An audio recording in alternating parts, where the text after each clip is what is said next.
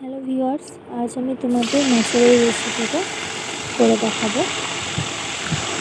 এর জন্য প্রথমে মাছগুলো ভেজে নেব এবং মাছগুলো ভাজা হয়ে গেলে এর মধ্যে কিছু সবজি দিয়ে সবজিগুলো ভেজে নেব।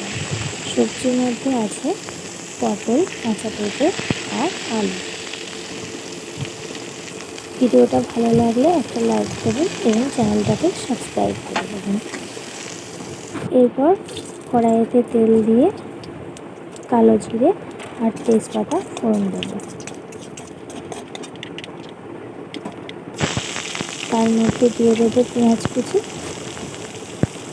পেঁয়াজগুলোকে লাল লাল করে ভেজে নেব।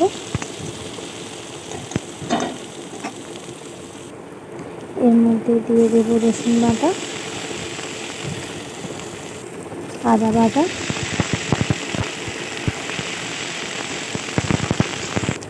জিরে গুঁড়ো, হলুদ গুঁড়ো আর চিড়ে রাখা কাঁচা লঙ্কা।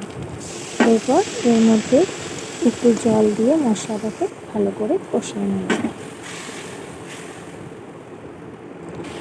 মশলাটা কষানো হয়ে গেলে ভেজে রাখা সবজিগুলো এর মধ্যে দিয়ে দেব।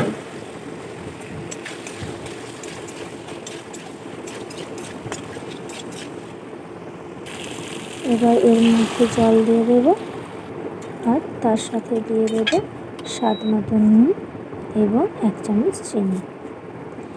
এরপর ঝোলটা ফুটে এলে এর মধ্যে দিয়ে দেব ভেজে রাখা মাছগুলো। তারপরে এটাকে ঢাকা দিয়ে দমে 10 মিনিট হতে দেব। তাহলেই তৈরি হয়ে যাবে সবজি দিয়ে মাছের ঝোল। এখন তৈরি মাছের ঝোল। ভিডিওটা ভালো লাগলে লাইক করবেন এবং পাশে থাকবেন।